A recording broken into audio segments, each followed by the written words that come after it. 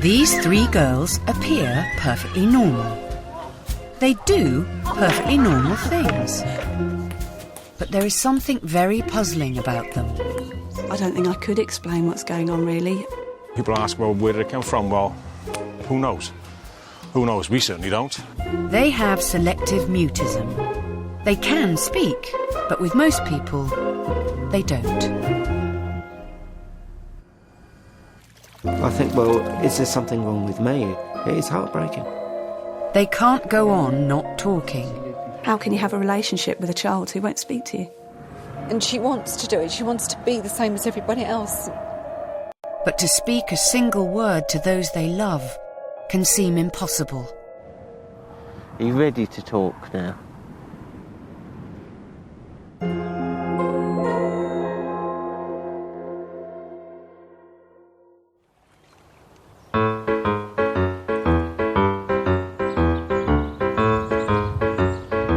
Selective mutism isn't easy to make sense of. Red is 8. Most people never hear her talk, but she's found other ways to get her point across. What sort of things do you like?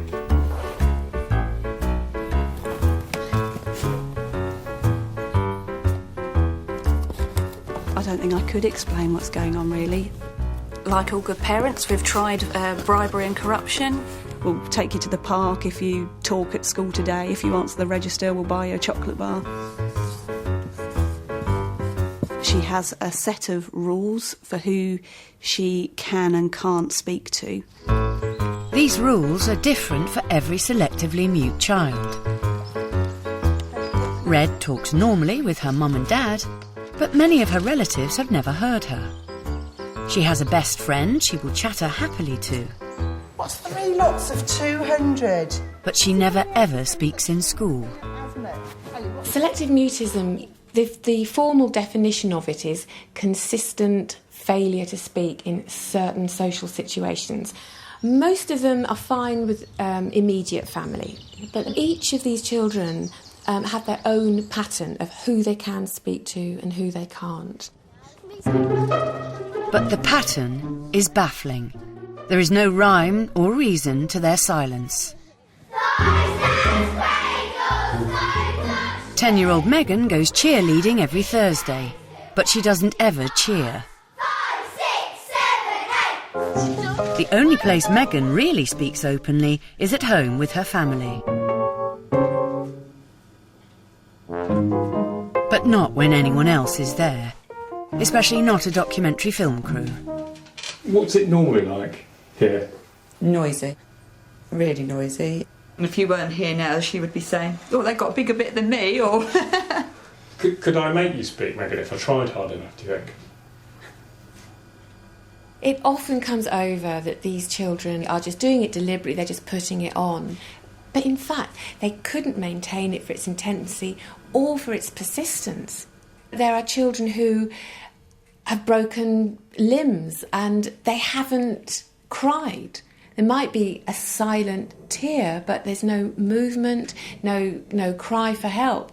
They just could not maintain it that long if this was deliberate.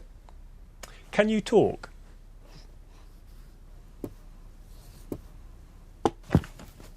You can talk, but you don't talk. Why don't you talk, Red?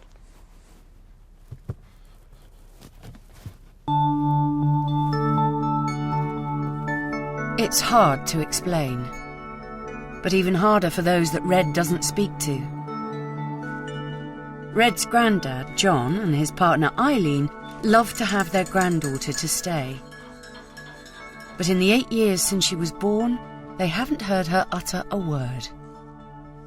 Obviously, heard her cry as a baby, as sort of parents and grandparents do.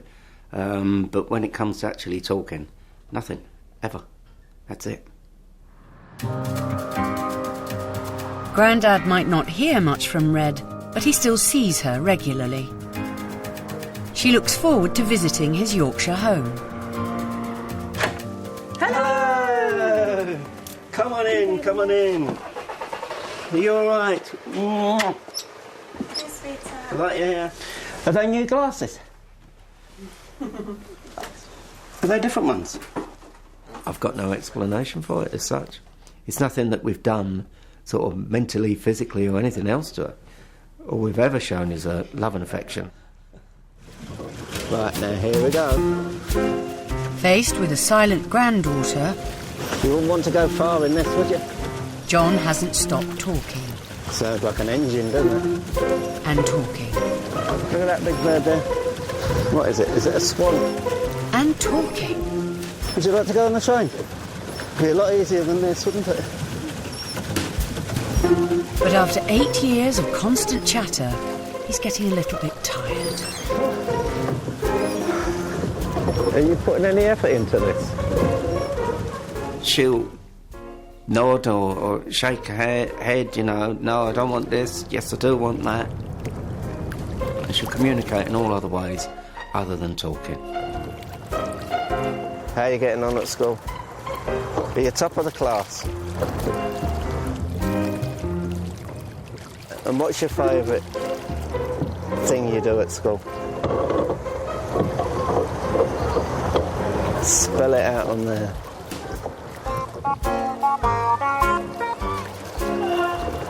Maths. Poor old Grandad's doing all the work again.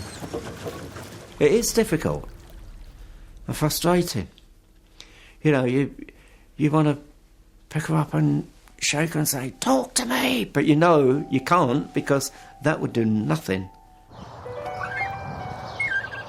Although she looks a confident and happy little soul, surprisingly, Red finds the thought of speaking to Grandad and most other people strangely scary and stressful. Well, I think the best way to understand selective mutism is to think of it as a phobia. This very real, intense fear of talking to somebody or somebody hearing your voice. All those children are doing is controlling their own anxiety.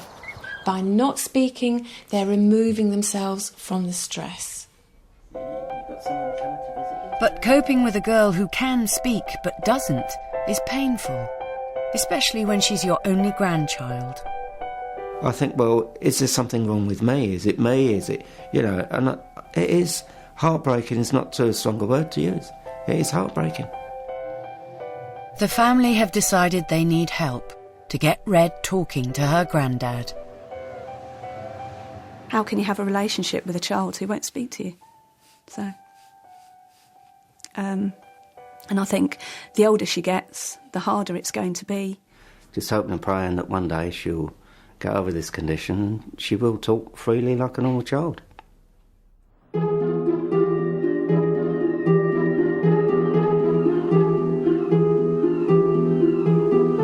But starting to talk isn't easy when you've avoided it for as long as you can remember.